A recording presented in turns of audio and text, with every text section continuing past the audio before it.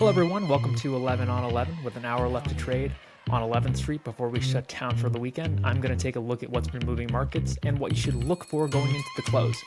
As for the 925, if nothing new happens over the weekend worth covering, probably just not going to do it. I've decided that this is going to be more valuable for investors, provide more actionable insight than the 925, as well as allow me to allocate my time a little bit better. It'll allow me to do more work during working hours and less work during my weekends. So for the first episode of 11 on 11, we're going to start with the tech wreck. We've seen a lot of weakness in the leadership group this week. I like to think that all of these groups in the leadership, semiconductors, the OpenAI cohort, and momentum have bellwethers, and we could just take a quick look at how they've done this week by taking a look at those leaders through those bellwethers. For the semiconductors, I think the leader is clearly NVIDIA, down 7% this week, not great. For the OpenAI cohort, we got Oracle down 20, in a bear market in 5 days, not great. And this to me is indicative, or rather reflective of the idea that the market is beginning to question whether or not OpenAI will be able to make good on all the financial commitments that they've made.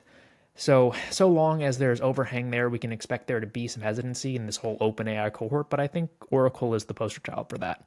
As for momentum, I have singled out Palantir and Robinhood. Palantir is probably the best one, but Robinhood is definitely edging its way into that group in a more, let's call it, permanent fashion. I don't really know, enduring, whatever. Anyways, Palantir down 9%, Robinhood down 11.5%. Not great. If you're looking at the markets right now, we're getting a bit of a reprieve. Perhaps that's enough. They always say that stocks can't go straight up forever. Well, they also can't go straight down forever. And sometimes you just reach a point where buyers step in, the prices are finally attractive enough, and you can see a little bit of stability here. Or it could also be that shorts have clearly made a lot of money this week and they just don't want to be too short going into the weekend. But either way, we should talk about how we got here. And if you weren't paying close attention, you probably missed it. But on Wednesday, Fed funds futures. On Wednesday, Fed fund futures actually priced out a December rate cut for the first time in a while. So here's a summary of the rate cut probabilities for December from the Fed Watch tool from the CME. You can see a month ago it was a lock at 94.4%. I think it was actually at 99.9% at one point. But then a week ago went down to, below 70. Yesterday it was a coin toss, and today it actually bottomed at 42%, which actually lines up with the bottom in equity. So I think there's a very clear alignment or correlation between Fed fund probabilities and the overall direction of the market. I don't know if that really makes any sense long term, but in the short term, a lot of times market moves don't make the most sense. It's only when you zoom out that, a full picture really becomes clear.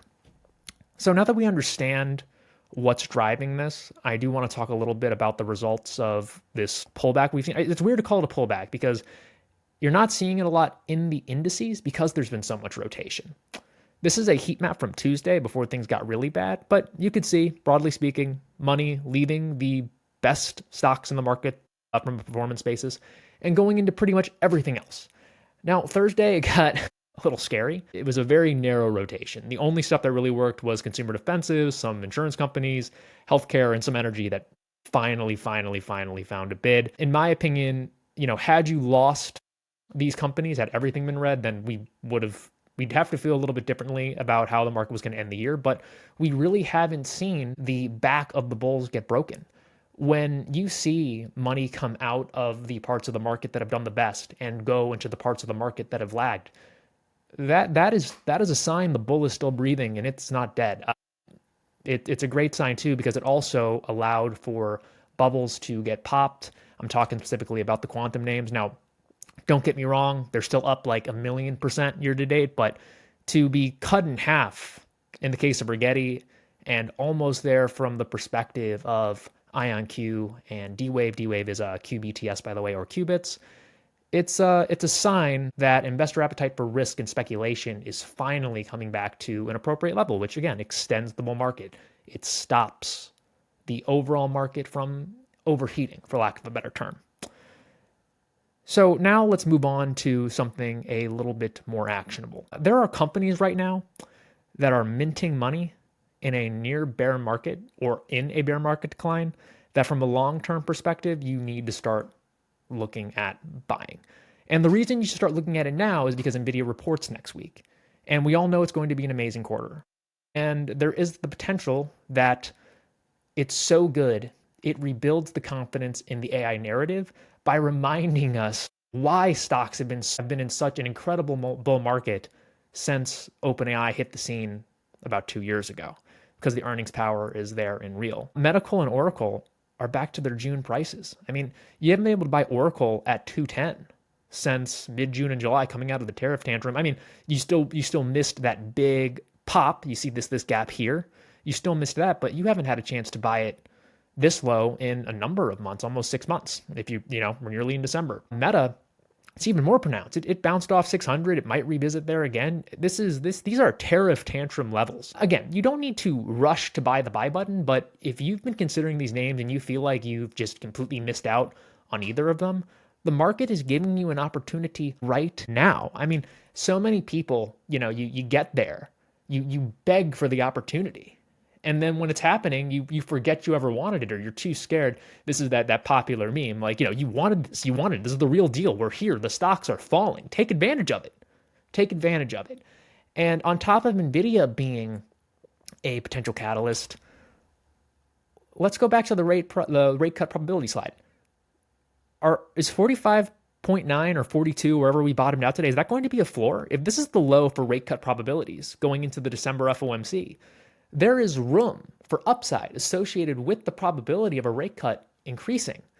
So, due to the strength of this rotation and the potential for NVIDIA to reassert itself and reassert the leadership group, I still believe S&P 7000 or S&P 7K is on the table for 2025, but with more participants.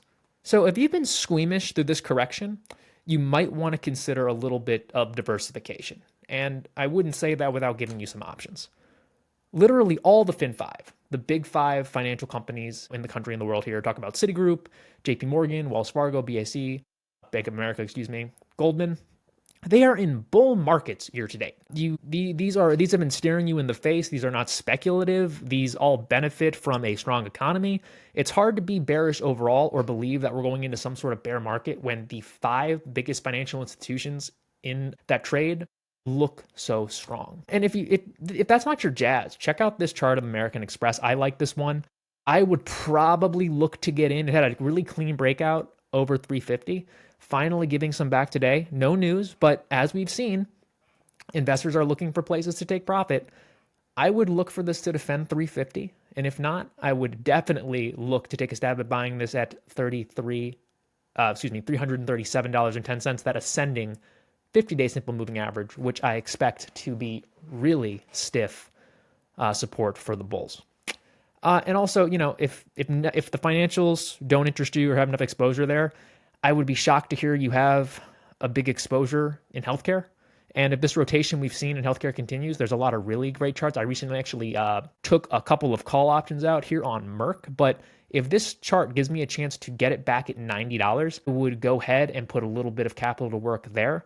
But if it continues to move higher, I think you don't have to do anything until it gets above 95. And then you got a clear gap to 100. If you zoom out, there's a lot of work for bulls to do to get this stock back into a proper uptrend. But the valuation here is low, and if you start believing that the path of rate cuts isn't going to be as easy, then you want to look for names whose growth and whose valuation isn't leveraged to a rate cut. Now, whether or not you believe a rate cut is necessary is beyond the point. Equities trade on the rate cut theory. I personally believe that a lot of companies don't need a rate cut. And I also believe that the idea of selling NVIDIA or Oracle or, what's the other one we're talking about? Palantir or Robinhood, because we're not going to get a rate cut, is nonsensical. Not only are their fundamentals not leveraged or attached to a rate cut, the economy is doing pretty fine as it is. So we don't need it, but there are definitely segments of the market that want to see it. And it's weird to say this, but I think Merck is actually a nice hedge in that if you don't get a rate cut, this one probably actually works. It would, a catalyst for Merck and the continued strength in healthcare would be that the rate cut play is impaired going into the end of the year. Now, promised to give you something a little bit actionable, and I mentioned that today we are having a bit of a reprieve in the market, and I would look for this rebound in the leadership to stick. Now, it's pretty broad-based here, and Google and Amazon were down as of 1 or 2 p.m., But I like to see that there's money coming into Microsoft, Oracle, Palantir, NVIDIA. These are the semiconductors and the OpenAI cohort that were getting absolutely maligned earlier in the week. I like the odds that this rotation, or rather this rebound, this relief rally sticks. Markets started lower and buyers stepped in to get the market higher. In my opinion, that is a much better setup than the market opening higher and having to hold that into the close, because you basically have people that woke up with gains from yesterday and maybe they just don't want to go into the weekend with those gains if they're very nimble. Next week, as I alluded to, we have NVIDIA's quarter. We all know it's going to blow the doors from the hinges, but the value is going to be in the reaction. If we reinvigorate markets, then S&P 7K again before 2026 is pretty much a lock, and we will see some crazy follow through in the leadership groups that we've outlined that have been thrown away recently. If you don't see me on Monday with another update, it will be because there's nothing new to report. I'm not sure if we're going to keep the 925, because in the event that I do give you a Monday update, it'll probably come later in the day. I feel as though having a show during market hours allows me to point things out and provide more actionable and educational content for everybody. So, if I see you on Monday, if I see you Monday, great. If not, you'll see me Tuesday or Thursday with Alvaro, and then definitely again on Friday.